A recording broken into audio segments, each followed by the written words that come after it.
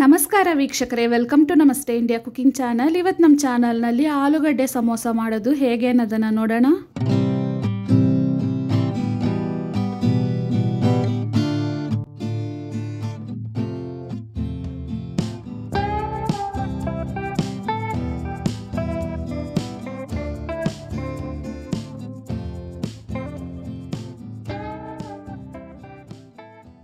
ಕಾಲು ಕಪ್ಪಷ್ಟು ಒಣ ಬಟಾಣಿಯನ್ನು 12 ಅವರ್ ಮುಂಚೆನೇ ನೆನೆಸಿಟ್ಟಿದ್ದೀನಿ. ಅರ್ಧ ಕೆಜಿ ಆಲೂಗಡ್ಡೆಯನ್ನು ತಗೊಂಡಿದ್ದೀನಿ. ಸಿಹಿ ಇಲ್ಲದ ಆಲೂಗಡ್ಡೆಯನ್ನು ತಗೊಂಡ್ರೆ ಚೆನ್ನಾಗಿರುತ್ತೆ. ಆಲೂಗಡ್ಡೆಯನ್ನು ಬೇಯಿಸಿ ಸಿಪ್ಪೆಯನ್ನು ತೆಗೆದಿಟ್ಟಿದ್ದೀನಿ. ಬಟಾಣಿಯನ್ನು ಸಹ ಬೇಯಿಸಿದ್ದೀನಿ. ಆಲೂಗಡ್ಡೆಯನ್ನು ಈ ರೀತಿ ಮ್ಯಾಶ್ ಮಾಡಿ ಇಟ್ಕೊಂಡಿದ್ದೀನಿ. ಒಂದು ಮಿಕ್ಸಿ ಜಾರ್ನಲ್ಲಿ 2 ಹಸಿರು ಮೆಣಸಿನಕಾಯಿ, 1 ಬೆಳ್ಳುಳ್ಳಿಗೆ ತಕ್ಕಷ್ಟು ಶುಂಠಿಯನ್ನು ಹಾಕಿ ನೀರೇನು ಹಾಕದೆ ಇದನ್ನು ರುಬ್ಕೊಳ್ತಾ ಇದ್ದೀನಿ. ಒಂದು ಬಾಣಲಿಯಲ್ಲಿ 50 ml ಅಷ್ಟು ಸನ್ಫ್ಲವರ್ ಆಯಿಲನ್ನು ಹಾಕ್ತಾ ಇದ್ದೀನಿ. ಎಣ್ಣೆ ಬಿಸಿ ಆದಮೇಲೆ ರುಚಿಗೆ ಸ್ವಲ್ಪ ಗೋಡಂಬಿಯನ್ನು ಹಾಕ್ತಾ ಇದ್ದೀನಿ. ಗೋಡಂಬಿ ಸ್ವಲ್ಪ ಫ್ರೈ ಆದಮೇಲೆ ಸಣ್ಣದಾಗಿ ಕಟ್ ಮಾಡಿರುವ ಮೀಡಿಯಂ ಸೈಜ್ನ 1.5 ಈರುಳ್ಳಿಯನ್ನು ಹಾಕ್ತಾ ಇದ್ದೀನಿ. ಈರುಳ್ಳಿ ಸ್ವಲ್ಪ ಫ್ರೈ ಆದಮೇಲೆ ರುಬ್ಬಿರುವ ಶುಂಠಿ ಬೆಳ್ಳುಳ್ಳಿ ಹಸಿರು ಮೆಣಸಿನಕಾಯನ್ನು ಹಾಕ್ತಾ ಇದ್ದೀನಿ. ಇದನ್ನು 1 ನಿಮಿಷದವರೆಗೂ ಬಾಡಿಸ್ಕೊಬೇಕು. ಶುಂಠಿ ಬೆಳ್ಳುಳ್ಳಿ ಪೇಸ್ಟ್ ಫ್ರೈ ಆದಮೇಲೆ 1/4 ಸ್ಪೂನ್ ಅರಿಶಿನದ ಪುಡಿ, 1/4 ಸ್ಪೂನ್ ಗರಂ ಮಸಾಲ, 1/4 ಸ್ಪೂನ್ ಕಾಳು ಮೆಣಸಿನ ಪುಡಿ, 1/4 ಸ್ಪೂನ್ ಜೀರಿಗೆ ಪುಡಿ, 2 ಸ್ಪೂನ್ ಅಷ್ಟು ಕಿಚನ್ ಕಿಂಗ್ ಮಸಾಲವನ್ನು ಹಾಕ್ತಾ ಇದ್ದೀನಿ.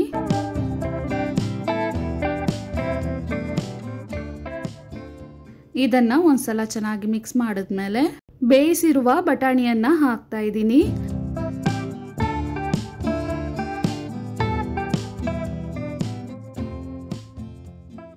ಇದಾದ್ಮೇಲೆ ಬೇಯಿಸಿ ಮ್ಯಾಶ್ ಮಾಡಿರುವ ಆಲೂಗಡ್ಡೆಯನ್ನು ಹಾಕ್ತಾ ಇದ್ದೀನಿ. ಇದ್ರ ಜೊತೆಗೇನೆ ರುಚಿಗೆ ತಕ್ಕಷ್ಟು ಉಪ್ಪು, ಕಟ್ ಮಾಡಿರುವ ಕೊತ್ತಂಬರಿ ಸೊಪ್ಪು, ಅರ್ಧ ನಿಂಬೆ ಹಣ್ಣಿನ ರಸವನ್ನು ಹಿಂಡ್ತಾ ಇದ್ದೀನಿ. ಆಲೂಗಡ್ಡೆಯನ್ನು ಮ್ಯಾಶ್ ಮಾಡ್ತಾನೆ ಇದನ್ನು ಚೆನ್ನಾಗಿ ಮಿಕ್ಸ್ ಮಾಡಬೇಕು.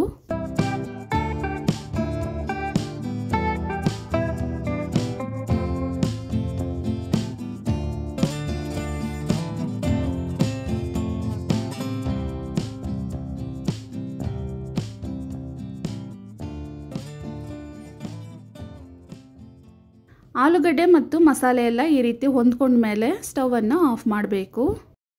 ಒಂದು ಪಾತ್ರೆಯಲ್ಲಿ 300 ಗ್ರಾಮ್ ಅಷ್ಟು ಮೈದಾ ಹಿಟ್ಟನ್ನು ತಗೊಂಡಿದ್ದೀನಿ.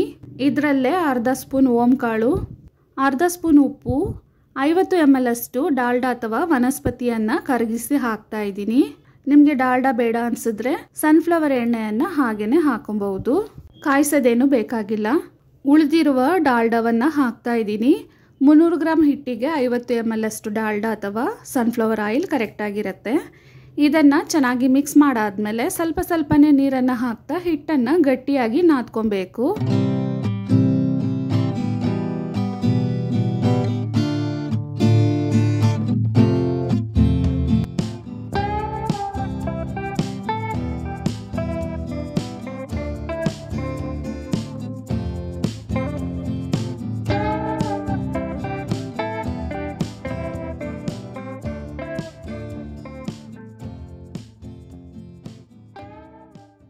ಆಲೂಗಡ್ಡೆ ಹೂರಣ ಮೊದಲೇ ರೆಡಿಯಾಗಿದೆ. ಹಿಟ್ಟನ್ನು ಕಲಸಿದ ತಕ್ಷಣವೇ ಸಮೋಸವನ್ನು ಮಾಡ್ಬೋದು. ಅದನ್ನು ನೆನೆಸೋದೇನು ಬೇಕಾಗಿಲ್ಲ. ಕಲಸಿರುವ ಹಿಟ್ಟಿನಿಂದ ಒಂದು ಚಿಕ್ಕ ಪೀಸನ್ನು ತಗೊಂಡು ಒಂದು ಸಣ್ಣ ಉಂಡೆಯನ್ನಾಗಿ ಮಾಡ್ತಾ ಇದ್ದೀನಿ. ಇದನ್ನು ಹಿಟ್ಟೇನು ಹಾಕ್ದೇನೆ ಹಾಗೇನೆ ಲಟ್ಟಿಸ್ಬಹುದು. ತುಂಬ ದಪ್ಪನೂ ಇರಬಾರ್ದು, ತೀರಾ ತೆಳುವಾಗೂ ಇರಬಾರ್ದು. ಓವಲ್ ಶೇಪಲ್ಲಿ ಇದನ್ನು ಲಟ್ಟಿಸ್ತಾ ಇದ್ದೀನಿ. ಹಿಟ್ಟನ್ನು ಈ ರೀತಿ ಲಟ್ಸಾದ್ಮೇಲೆ ಒಂದು ಚಾಕುವಿನಿಂದ ಇದನ್ನು 2 ಪೀಸ್ಗಳನ್ನಾಗಿ ಕಟ್ ಮಾಡ್ತಾ ಇದ್ದೀನಿ. ಇದರ ತುದಿಯಲ್ಲಿ ಸ್ವಲ್ಪ ನೀರನ್ನು ಸವರ್ಬಿಟ್ಟು ಇದನ್ನು ಕೋನ್ ಶೇಪ್ನಲ್ಲಿ ಮಡಚಬೇಕು.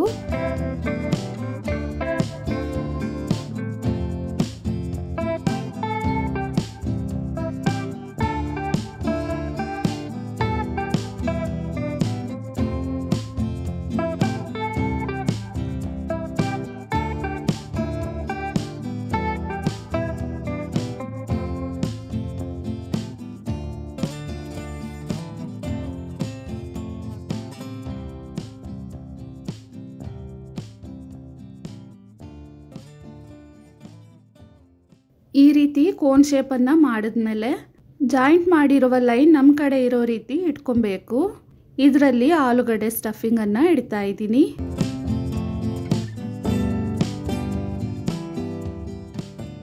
ಈ ರೀತಿ ಆಲೂಗಡ್ಡೆಯನ್ನು ತುಂಬಿಸಾದ್ಮೇಲೆ ನೀರನ್ನು ತಗೊಂಡು ತುದಿಗಳ ಒಳಭಾಗದಲ್ಲಿ ಹಚ್ಚಬೇಕು. ಇದಾದಮೇಲೆ ಹಿಟ್ಟನ್ನು ನಾನು ಯಾವ ರೀತಿ ಮಾಡಿಸ್ತಾ ಇದ್ದೀನೋ ಅದೇ ರೀತಿ ಮಾಡಿ ಶೇಪ್ ಚೆನ್ನಾಗಿ ಬರುತ್ತೆ.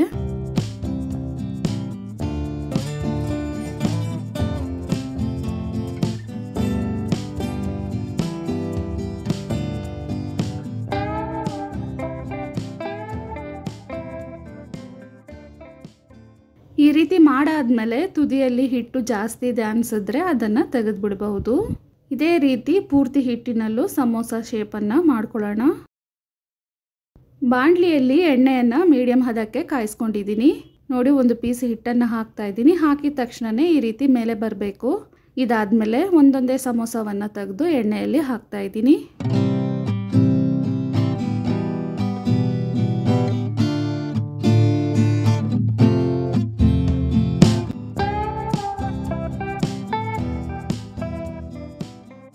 ಸಮೋಸವನ್ನು ಎಣ್ಣೆಯಲ್ಲಿ ಹಾಕಿದ್ಮೇಲೆ ಒಂದೆರಡು ನಿಮಿಷ ಹಾಗೇ ಬಿಟ್ಟು ಆಮೇಲೆ ನಿಧಾನವಾಗಿ ತಿರುಗಿಸ್ತಾ ಕಂದು ಬಣ್ಣ ಬರೋವರೆಗೂ ಚೆನ್ನಾಗಿ ಬೇಯಿಸಬೇಕು.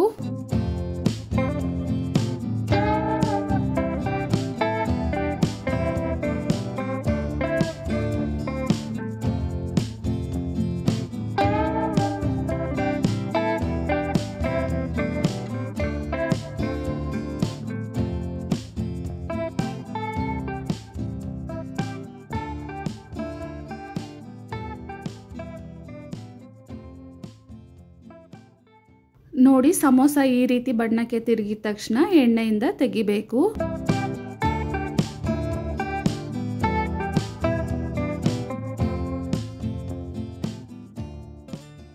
ಈ ಸಮೋಸವನ್ನು ಹಾಗೇನೆ ತಿನ್ಬಹುದು ಅಥವಾ ಸಣ್ಣದಾಗಿ ಕಟ್ ಮಾಡಿರುವ ಈರುಳ್ಳಿಯನ್ನು ಇದರಲ್ಲಿ ಹಾಕಿ ತಿನ್ಬಹುದು. ಟೊಮ್ಯಾಟೊ ಕೆಚಪ್, ಸ್ವೀಟ್ ಚಟ್ನಿ ಅಥವಾ ಗ್ರೀನ್ ಚಟ್ನಿ ಜೊತೆಗೂ ತಿನ್ಬಹುದು. ತುಂಬಾ ರುಚಿಯಾಗಿರುತ್ತೆ. ನಾನು ಆಲ್ರೆಡಿ ಆಲೂಗಡ್ಡೆ ಸಮೋಸ ಬೇರೆ ಟೇಸ್ಟ್ನಲ್ಲಿ ಬೇರೆ ರೀತಿಯ ಮಸಾಲೆಯಲ್ಲಿ ಒಂದು ವಿಡಿಯೋ ಮಾಡಿದ್ದೀನಿ. ಅದರಲ್ಲಿ ಗ್ರೀನ್ ಚಟ್ನಿ ಮತ್ತು ಸ್ವೀಟ್ ಚಟ್ನಿ ಮಾಡೋದನ್ನು ತೋರಿಸಿದ್ದೀನಿ. ಅದರ ಲಿಂಕನ್ನು ಡಿಸ್ಕ್ರಿಪ್ಷನಲ್ಲಿ ಕೊಟ್ಟಿರ್ತೀನಿ. ನೀವು ಅದನ್ನು ಕ್ಲಿಕ್ ಮಾಡಿ ನೋಡಿದ್ರೆ ಆ ವಿಡಿಯೋದಲ್ಲಿ ಗ್ರೀನ್ ಚಟ್ನಿ ಮತ್ತು ಸ್ವೀಟ್ ಚಟ್ನಿ ಮಾಡೋದನ್ನು ನೋಡ್ಬೋದು. ಅಥವಾ ಎಂಡ್ ಸ್ಕ್ರೀನಲ್ಲೂ ಕೊಟ್ಟಿರ್ತೀನಿ. ವೀಕ್ಷಕರೇ, ಈ ವಿಡಿಯೋ ನಿಮಗೆ ಇಷ್ಟ ಆಗಿದ್ದರೆ ನಮ್ಮ ಚಾನಲನ್ನು ಲೈಕ್ ಮತ್ತು ಸಬ್ಸ್ಕ್ರೈಬ್ ಮಾಡಿ. ಧನ್ಯವಾದಗಳು.